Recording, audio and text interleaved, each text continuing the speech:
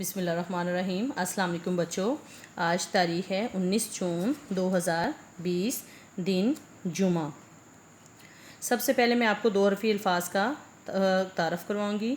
दो हरूफ वाले अल्फाज दो हरफ़ी कहलाते हैं। हरूफ आपस में मिलकर लफ्ज़ बनाते हैं। आओ हरफ मिलाएं।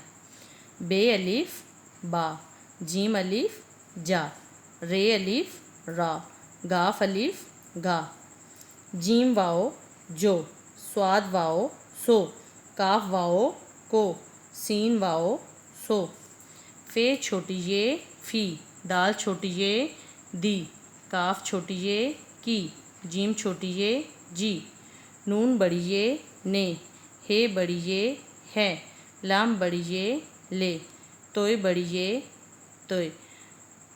बच्चों, आपने दो हरफ़ी अल्फाज सफ़ा नंबर 2 पर खुशखत लिखने और याद करने।